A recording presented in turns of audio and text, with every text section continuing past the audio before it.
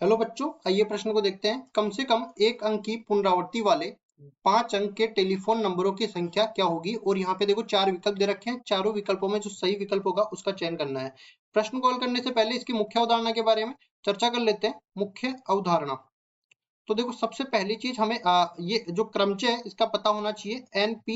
NPR, इसका मतलब ये होता है कि एन वस्तुओं में से आर वस्तुओं की व्यवस्था करने के तरीके। ठीक है, मतलब पहले तो ये किसके बराबर हो जाता है, देखो एनसीआर, मतलब पहले तो चयन करना पड़ेगा और फिर उनको व्यवस्थित करना पड़ेगा, तो फैक्टोरियल आर के बराबर ये आ जाएगा। मतलब कुल मिला के इसका सूत्र होता है फैक्टोरियल एन बटा में फैक्टोरियल एन माइनस आर के बराबर ये बन जाता है। यहाँ पे फैक्टोरियल एन जो है, जिसको क्रम गुणित एन भी बोलते हैं, इसका मतलब है कि एन और n से छोटी सारी की सारी प्राकृत संख्याओं का गुणनफल यहाँ पे मिल जाएगा। 3 गुना 2 गुना 1 इस तरह से बनेगा।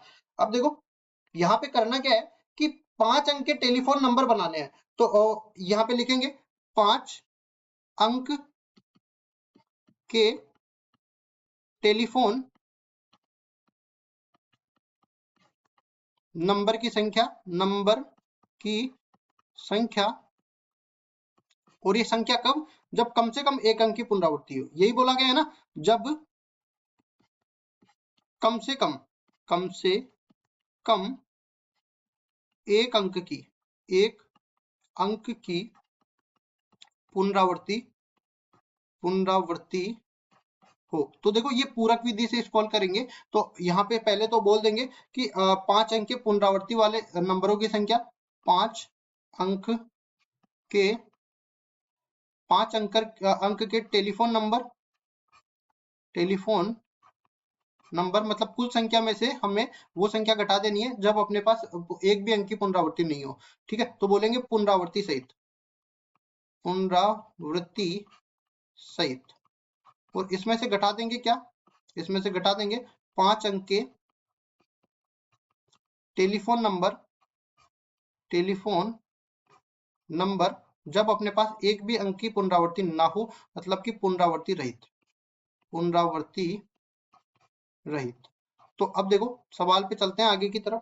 सवाल में जैसा कि हमें दिया गया है कि 5 अंक हमें लेने हैं। और देखो जब भी हम लोग टेलीफोन नंबर लगाते हैं तब पहले वाले अंक पर जीरो भी आ सकते हैं। अगर कोई संख्या बनाते हैं ना तो पहले वाले अंक पर जीरो नहीं आ सकता, तो उसका ध्यान रखना होता है।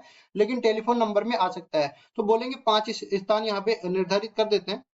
ये 5 स्थान निर्धारित कर दिया। अब देखो पुनरावृत्ति सहित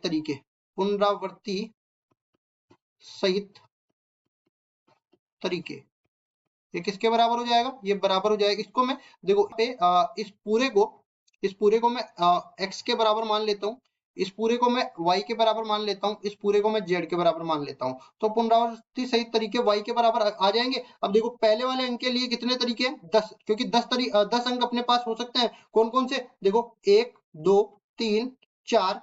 यहाँ पे ये बोल सकते हैं कि पहले अंक पे जीरो भी आ सकता है, 10 नहीं होगा। 0 1 2 3 4 5 6 7 8 9।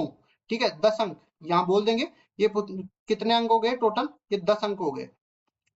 अब इसके बाद में देखो यहाँ पे इस अंक पे 10 तरीके हो सकते हैं। इसके लिए अपने पास 10 अंक हो सकते हैं, इसके लिए 10 अंक हो सकते हैं, और इस तरह से प्रत्येक स्थान के लिए 10 अंक हो सकते हैं। तो यहाँ पे कुल तरीके कितने हो गए, 10 की घात 5 के बराबर। अब उसके बाद में देखो हम लोग वो भी तरीके देख लेंगे जब एक अंक की भी पुनरावृत्ति ना हो। तो ये अपने पास पुनरावृत्ति रहित तरीके आ जाएंगे। पुनरावृत्ति रहित तरीके ये अपने पास बराबर हो जाएगा जेड के।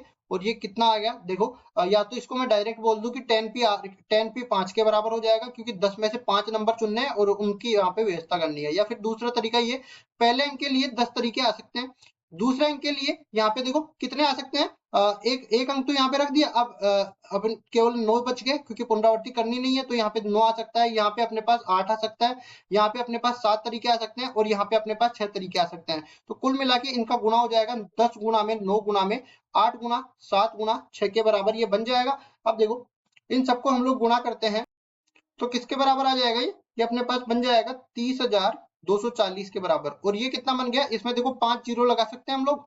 तो ये कितना बन गया देखो 1000, और ये अपने पास 10,000, और फिर लाख, 1 लाख में अब देखो कुल अपने पास हमें 5 अंकों के टेलीफोन नंबरों की संख्या बतानी है जब कम से कम एक अंक की पुनरावृत्ति हो। मतलब x अगर मेरे को निकालना है तो y माइनस जेड के बराबर हो जाएगा। तो x का मान किसके बराबर हो जाएगा, यहाँ पे 1 लाख अपने पास बन जाएगा और उसके बाद इसमें से घटा देना है 30,240। तो यहाँ पे x का मान किसके बराबर आ जाएगा, ये 69,760 के बराबर आ जाएगा और यही अपना उत्तर हो जाएगा। अब देख लेते हैं 69,760 कौन से विकल्प में दे रखा है, डी विकल्प में। तो डी विकल्प बिल्कुल सही उत्तर हो जाएगा। आशा करता हूँ ये सवाल आपको समझ में आया होगा। धन्यवाद।